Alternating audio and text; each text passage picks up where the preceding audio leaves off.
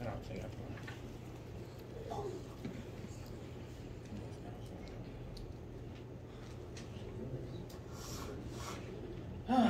Morning, all. Good morning. Are you having a better day than you were Monday? Arguable, unfortunately. Okay. I'm late because I had to drop my car off at car place. There's apparently a stomach bug going around, which I found out about, Yummy. As it was happening. So, Did you get the stomach bug? I don't know. I got a stomach bug and it was not good. Okay, well, Keep your stomach bug. You sure you don't need another day off to rest? I was gone now. Or was it, oh no. no, it was yesterday where I was bad. I'm feeling much better today. Good, I'm glad. That said, just, all health safety precautions as usual these days.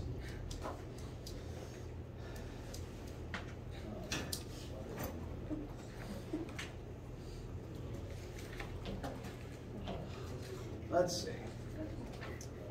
Any questions, comments, needs, concerns, etc. before we get started today?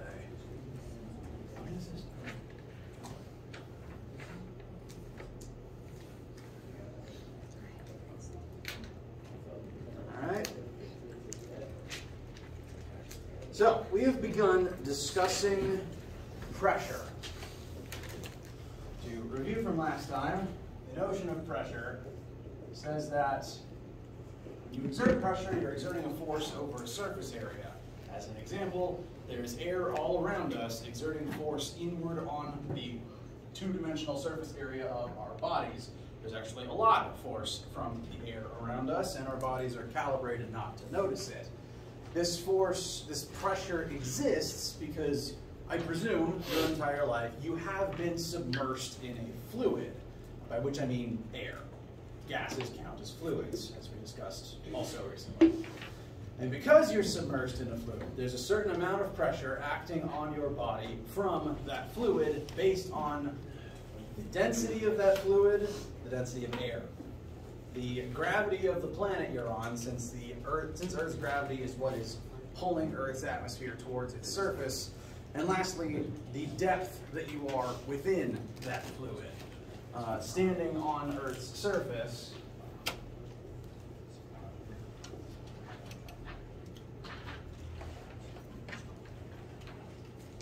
there is an atmosphere around the planet at all times.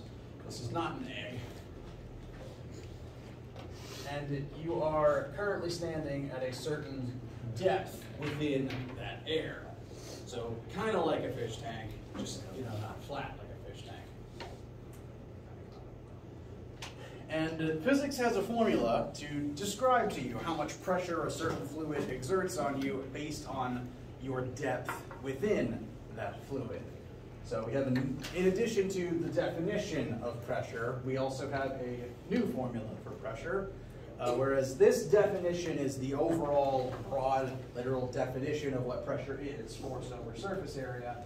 This is the specific formula for calculating pressure caused by a fluid when you are a certain depth within it. Once again, you're in a fluid right now, so we could use this to calculate the air pressure currently acting on your body. So the terms of this formula are pressure from a fluid, based on you being submersed in it, is equal to the density of the fluid times 9.8 if you're on planet Earth. This is one reason why air pressure and air density changes on other planets, because gravity does play a factor in it. And lastly, h. And the h here represents the height of fluid that is above you.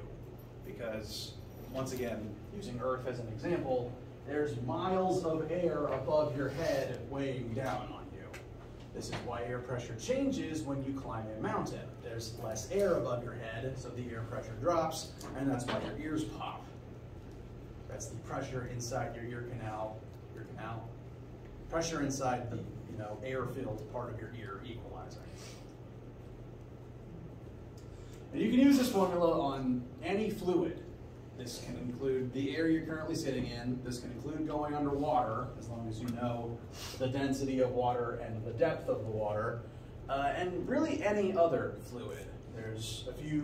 There may be some questions on the homework that involve an object submersed in oil, for example, like comparing the pressure of oil to the pressure of water. Now, the pressure here acts the same way as in the definition of pressure. It's still a force over a surface area, and that force always acts perpendicularly to whatever surface it is acting upon. If you were to examine the pressure on a cube, each flat surface of this cube would have the force from the air point in a slightly different direction. Whatever direction is currently perpendicular to that flat surface.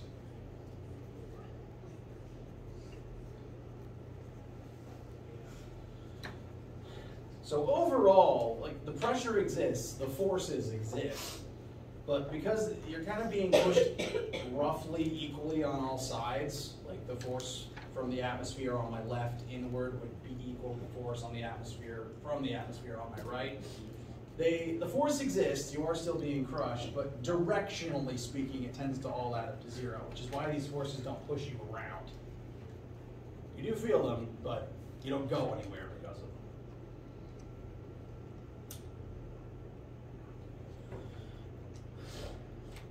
Questions so far?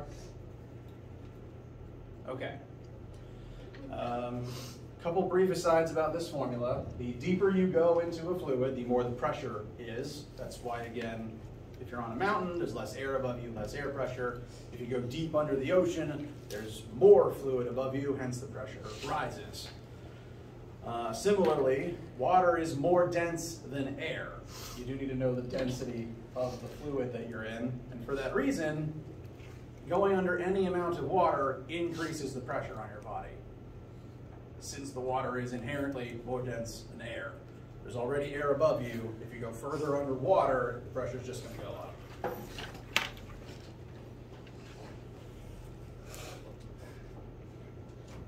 So, let's get some practice in for this concept. We're going swimming. About a 10-foot or 12-foot deep pool would allow you to dive 3 meters down. 3 meters is about 10 feet. And we are going to be 3 meters below water.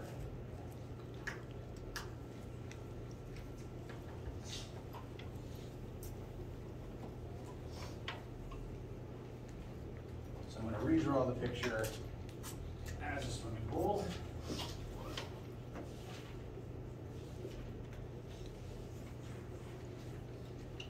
Filled with water, and our head is 3 meters beneath the surface. Now, on Earth, something interesting happens when you do this, because if you go underwater, just because you're not surrounded by air does not mean that the air pressure that's normally on you completely vanishes. Because like, if you're underwater, sure, you're not touching air anymore, but the air you were touching is still pressing on the surface of the water. If you remember,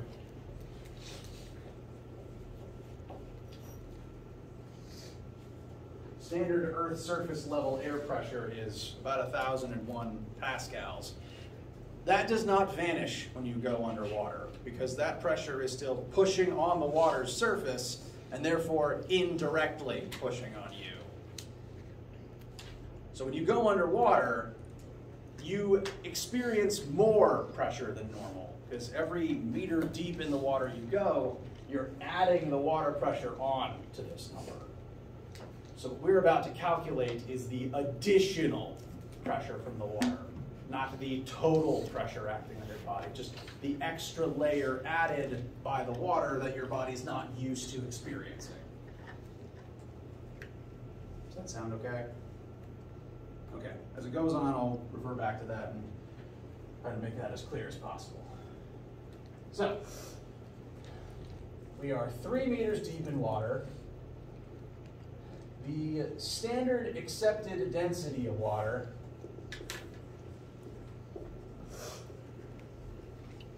is 1,000 kilograms per meter cubed. Water is pretty dense. This is a 2-meter stick, which means from the end of the stick to my hand is 1 meter. So if you had enough water to fill a cube this wide by this deep by this tall, it would have a mass of 1,000 kilograms. It's very heavy. And you don't have to memorize that number, but we will use it pretty frequently. Water is one of the most common fluids. Things tend to be submerged in on Earth after air.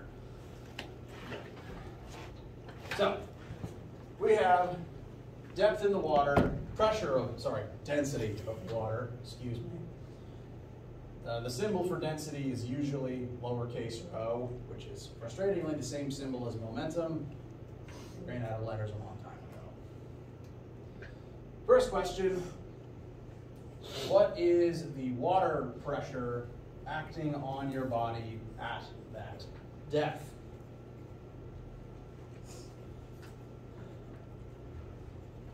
We're going to take our brand new formula that has pressure, density, and height in it. So big capital P pressure equals lowercase rho density times 9.8 times depth within the fluid. Once again, this is uppercase English P, lowercase Greek rho for density, not momentum, density. And even though we weren't, if a question does not tell you Earth or tell you another planet, you can automatically assume Earth. Therefore, you can automatically assume G is going to be 9.8. I will tell you if something takes place on another planet. So we take the density of water times 9.8. This is another one of those cases where we don't really care about the negative sign on gravity. It really just wants to know the strength of the gravity on this planet. So on your formula sheet, it would be safe to, as in a few formulas, put absolute value brackets around that G. And then times H, just the depth within the fluid, excuse me. And that will give you a non-insignificant amount of pascals.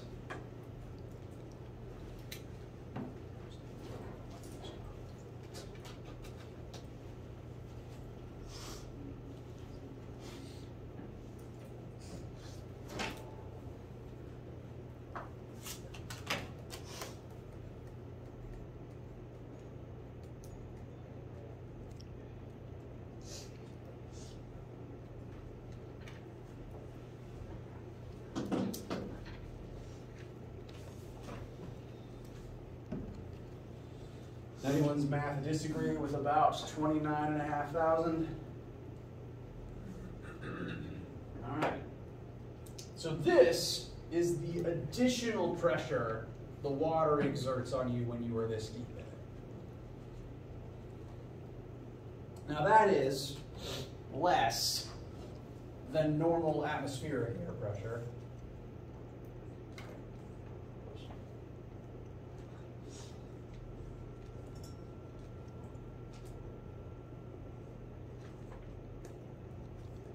Atmospheric air pressure on you right now is about 101,000 pascals. This is somewhere between a third to a fourth of that.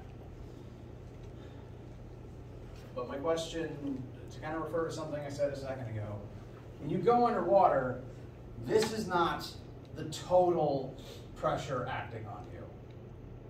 Because this air pressure still acts on your body indirectly. It's pushing on the water's surface, therefore the water pushes on you harder than it would if the air didn't exist. So this number doesn't go away. This is just extra pressure that is now added on to it. So the way that the human body responds to pressure, this is kind of your default. This is the value you are accustomed to.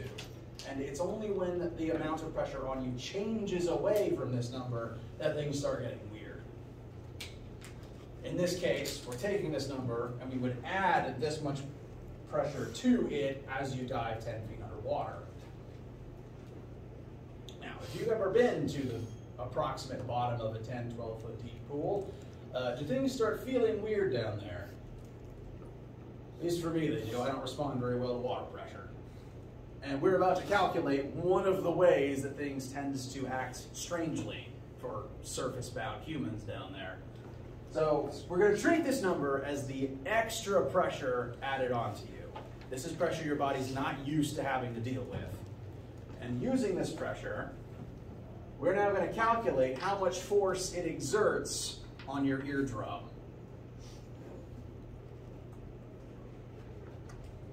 Because normally, you're used to this much pressure pushing on your eardrum. You're used to that. You tune it out. Your eardrum's designed to have this pressure acting on it. It's not used to this being added over it.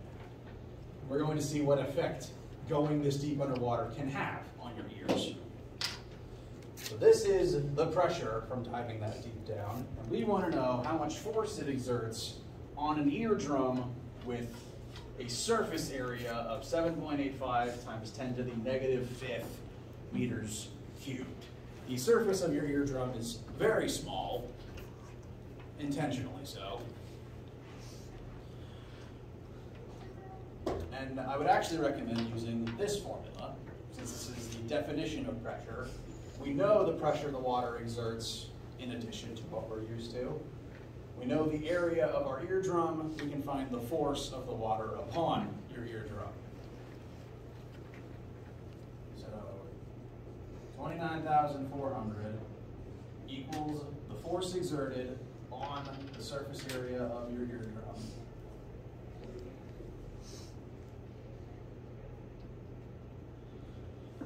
And so, very similar to previously, when we used this formula to find the force that the air exerts on your whole body, we can send the area over to the other side, solve for the force the water exerts on. This is specifically just your eardrum, not your whole body, but just specifically the area of your ears, the inner ear.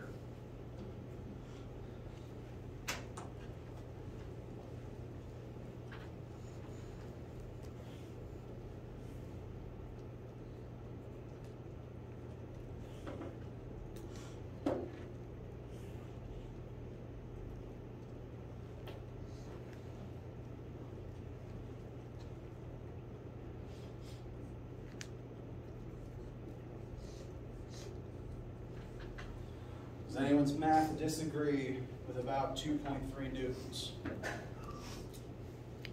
All right. Now, does this seem like a lot of force? No, it is technically not. However, this amount of force would be akin to someone taking their finger and jamming it as deep in your ear as it could go. It's not comfortable. Your eardrum's very sensitive. This amount of force will hurt your ear. And that's why, at least for me, if I dive to the bottom of a pool that deep, my head starts getting very uncomfortable. Because if your ear hurts, suddenly your equilibrium gets thrown off. Because of how human balance systems work. Hence another reason why deep sea divers have to be very careful as they go further and further down.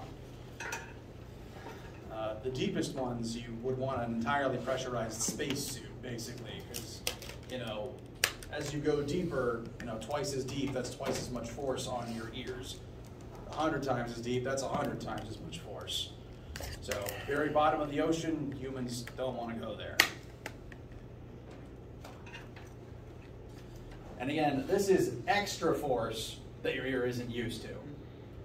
Normally, there's already a lot of air force on your ear, but your ear's used to that. This is going over that limit. So take care of your ears, especially when deep sea diving, or even really pool diving. Similarly, this is related to why your ears pop when you either go very deep down or even very high up. Normally, your ear likes to keep some air inside of it. Normally, there's just air in your ear that doesn't automatically flow out once you go underwater. It's another protective mechanism to keep this pressure from just ripping straight into your eardrum. And when your ears pop, that's the pressure of that air trying to equalize with the pressure outside of it. Although sometimes in extreme cases, popping your ear just causes that air to go away, and then your ear's filled with water, which it's not designed for.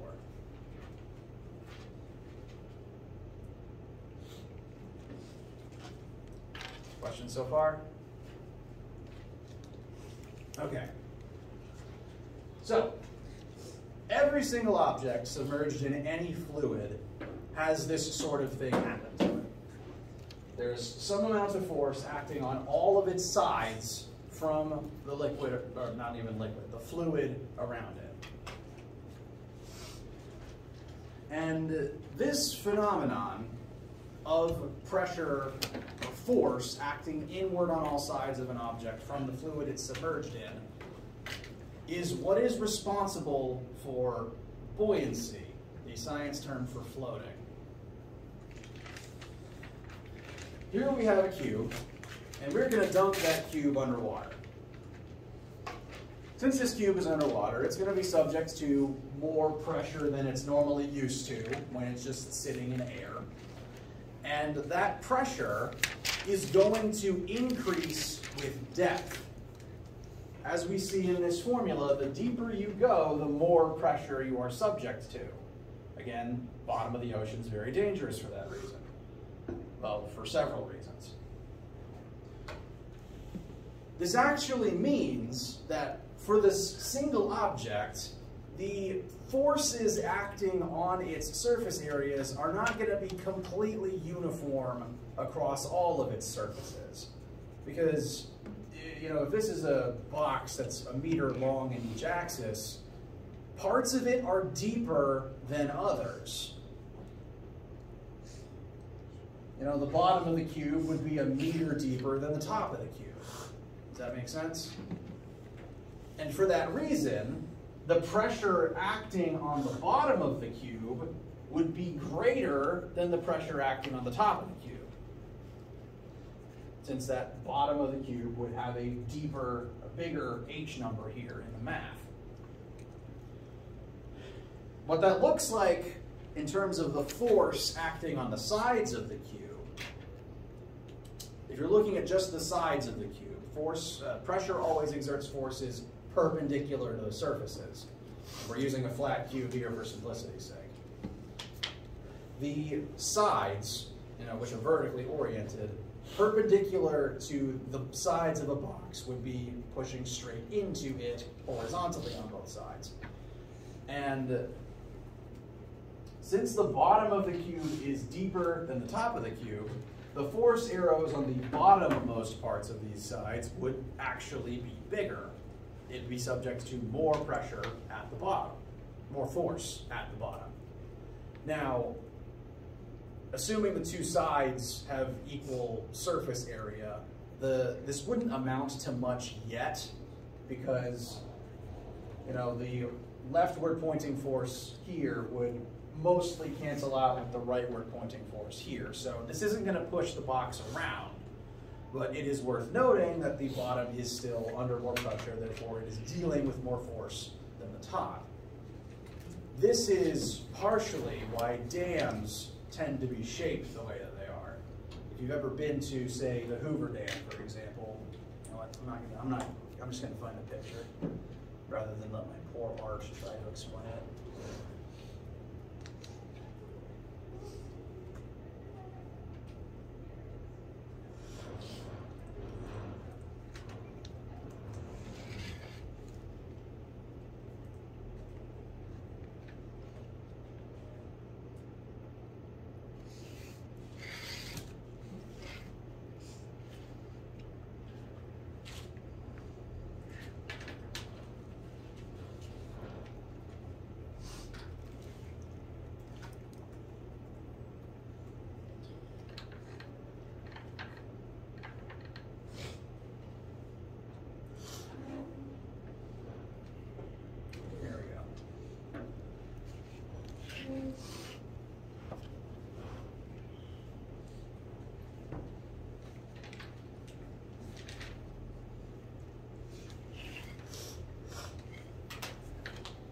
So this is Hoover Dam. The wall facing the water is flat all the way down. But notice this outer wall actually tapers towards the bottom. And the shape that this causes the dam to have overall looks something like this. Again, flat wall on the water side, but tapered on the air side.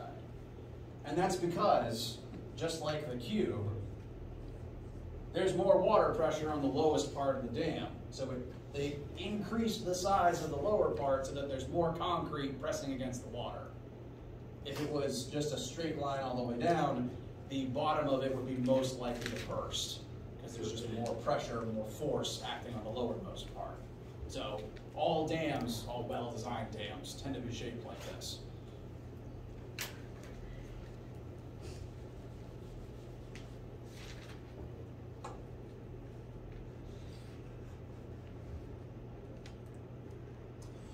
So that's the effect that this phenomenon has on the sides. But things get weird when you start comparing the force on the top of the cube to the force on the bottom of the cube.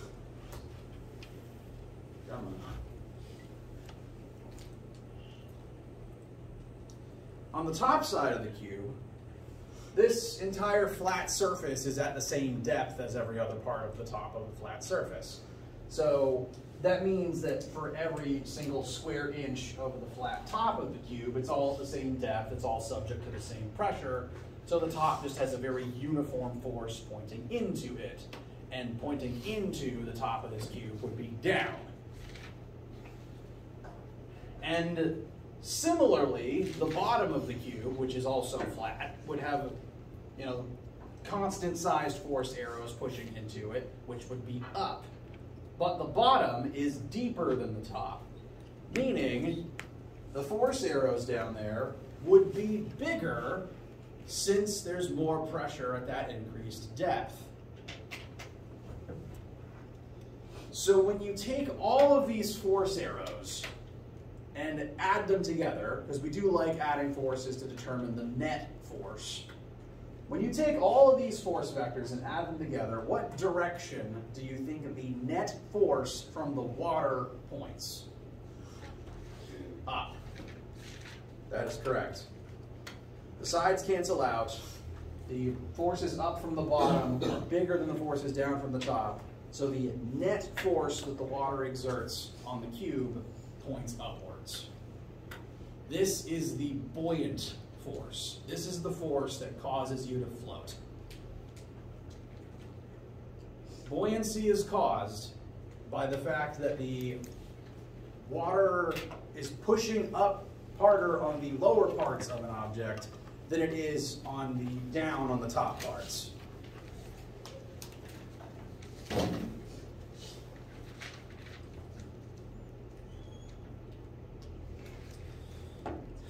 So this is one of the factors that affects whether an object is going to float or not. And it's why, even if something doesn't float, it's why things tend to feel lighter underwater. It's not literally that its weight has changed, it's just that the water is pushing up, fighting against that weight. So you aren't actually lighter underwater. You didn't lose mass and gravity isn't weaker. It's just that the water is lifting you. And this is one reason why astronauts tend to do space training in Olympic pools. You're better able to simulate what it's like on the moon underwater because it's like gravity's weaker on you. It's not literally weaker, but the force up from the buoyant force up from the water helps to negate gravity. So the force needed to lift something is still less underwater, even if it sinks.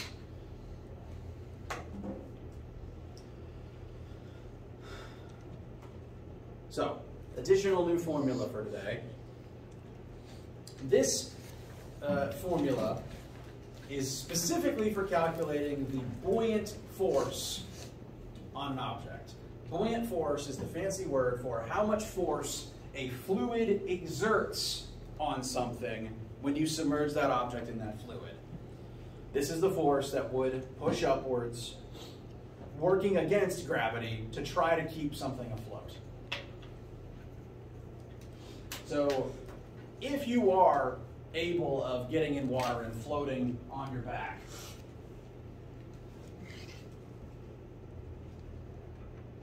wait, where was I going with this?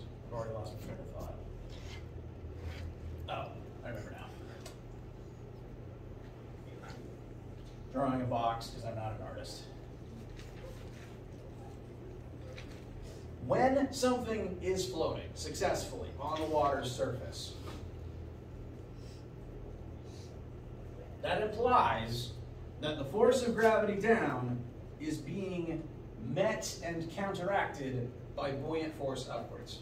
For something to float, this buoyant force has to cancel, has to equal and negate the force of gravity acting on that object. Gravity doesn't go away, it's just being countered. Like how you in your chair, your weight is being countered by normal force. So you can kind of think as buoyant force as normal force from the fluid. And in order for something not to sink, that normal force, that buoyant force, has to meet the force of gravity. If buoyant force is not as strong as gravity, you sink. You sink until you get to a depth where the buoyant force can match the force of gravity. It's why some things like sink kind of part of the way down, like they'll hover at a certain depth. That's the depth where the buoyant force has now met the force of gravity. Some things can float on the surface. A lot of things can't, like me. Humans, it's pretty hit or miss if we float on the water's surface or not. Your bone density has an effect on it. So some people can float and some people can't? Yep. It literally just depends on the human. Like, the elements in your body that are more dense than water include the calcium in your bones and the iron in your blood, among some other trace ones. I don't have the biology degree to speak about. But the more stuff in you that's more dense than water, like blood and bones, the more likely you are to just sink. You got any floaters in here? No. All sinkers. So, new formula, let's look at the various parts of it. This is once again the formula for buoyant force. So FB on your formula sheet is specifically buoyant force. You're allowed to label it like that. I'm suddenly realizing, oh no, here we go. Buoyancy. It's the same as the word buoy. You know, the things that float in the harbor. Buoyancy. It's very weird when you say it phonetically. So, force buoyancy is equal to density of the fluid you are floating in. I want to make that clear. This is not the density of the object itself. This is the density of the fluid. Density of the fluid times the volume of the object. But not its whole volume, necessarily. It's the volume, the portion of the object that is under the water. The reason we call this Archimedes' principle, you may have heard the story about scientist and philosopher Archimedes first noticing that objects placed in water displaced water. The idea that, you know, if a human gets into a bathtub, the water level rises. It's not that there's more water, it's just that you are taking up space and pushing water out of the way. So when an object is floating in water, if I was to take that box and lower it into the water, the volume of the box is pushing water out of the way. And it's said that the amount of water you push out of the way is the same as the amount of water that's pushing against you trying to get back into that space. So the more volume of an object that's under the water, the bigger the buoyant force. Have you ever noticed at some point, beach, pool day, whatever, that if you take a beach ball, it normally just wants to very calmly float on the surface and jam the whole thing underwater, it tends to rocket back up very quickly. Beach balls and similar things tend to be filled with air. Air is very low density, so that ball doesn't weigh very much. It doesn't take a lot of buoyant force. It doesn't take a lot of submerged volume for it to need to float. Just the very bottom of it being in the water already generates enough buoyant force because of how light it is. But when you jam the whole thing underwater, the whole beach ball, suddenly you've increased the buoyant force quite a lot. You've increased that buoyant force to be many more times than the weight of the ball. And so once you let go of it, that buoyant force, since it's now overpowering gravity, ejects it from the water until it falls back down and settles back at the depth it wants to be at.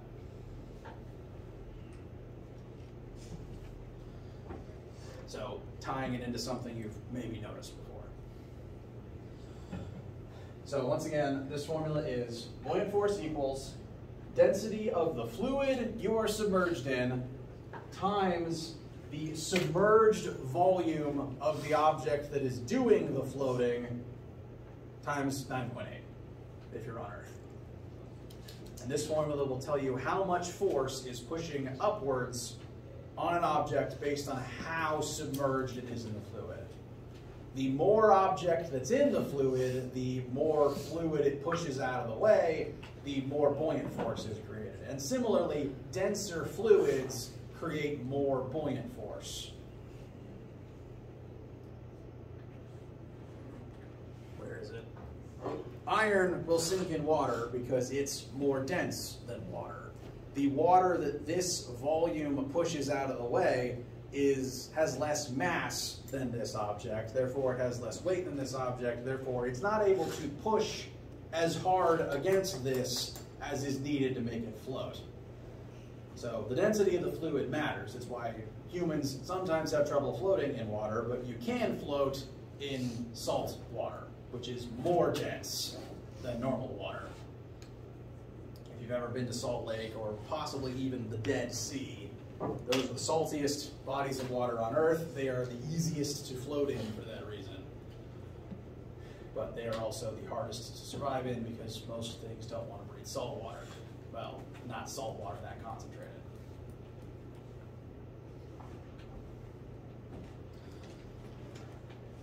It's very specific to remember fluid density and object volume here. You don't want to get those mixed up. You don't want to plug in the object's density here.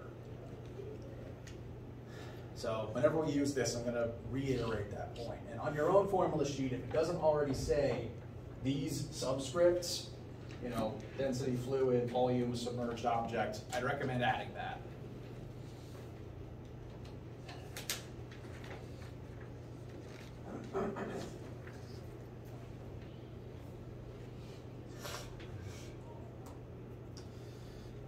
Let's quickly utilize this new this new formula a few times.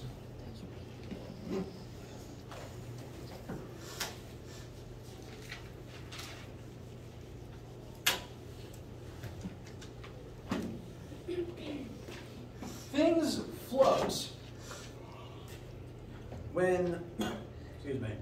when they push enough fluid out of the way such that the force the fluid exerts back on it, the buoyant force, is able to equal its weight, or exceed its weight. Helium balloons float in air because helium is less dense than air. So if you fill a balloon with helium, that balloon is now less dense than the air around it. And therefore, there's a lot of buoyant force from air pushing against the balloon. Ultimately then, it rises until it hits a height where the air is as dense as helium is, which is usually the upper atmosphere, and it'll pop by the time it gets there. Technically though, there's a buoyant force from the air acting on your body right now, because you are submerged in a fluid right now. It's not enough buoyant force for you to actually float or fly, since air is so thin compared to like water. But there is a buoyant force on you right now.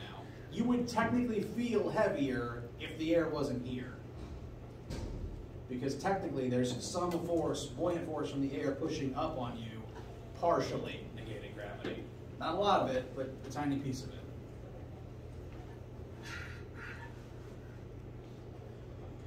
So, for some quick math, humans are able to float, depending on the individual, in water. Once again, the density of fresh water, not salt water, is 1,000 kilograms per meter cubed. So I'm writing density water, just to be specific.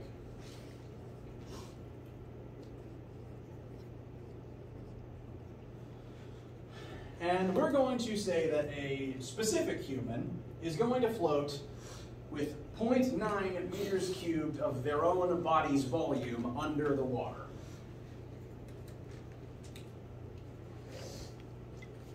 I am not an artist. This human is floating on their back, even though it looks like I'm just drawing them sideways.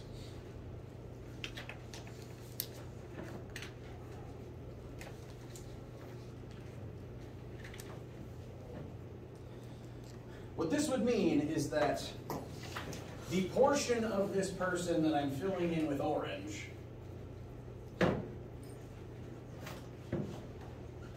has a volume of 0.9 meters cubed. Only the submerged portion of this person. There's more of their body above the water. Problem hasn't told us how much more, but this is not the person's entire volume. It's just the amount of them under the surface.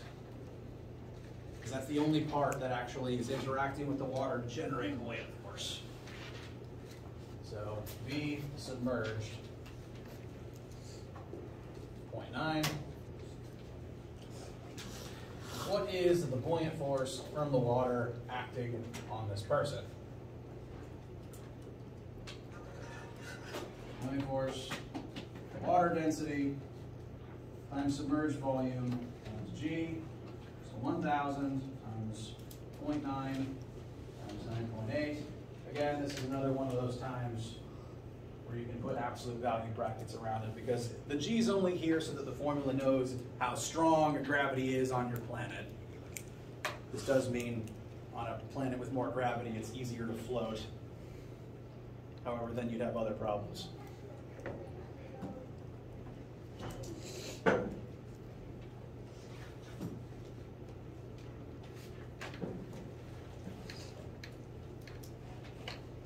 And this would total about 8,820 newtons, implying that this person weighs that much. At this depth of person being under the water, this is enough buoyant force to support their weight, hence they don't sink. If you sink, it means that your weight is bigger than this number. If your weight is less than this number, the water will actually push you higher up until this number decreases to the point where it's equal to your weight. So if you float, you're floating because the amount of you underwater is enough to generate enough buoyant force to support your weight.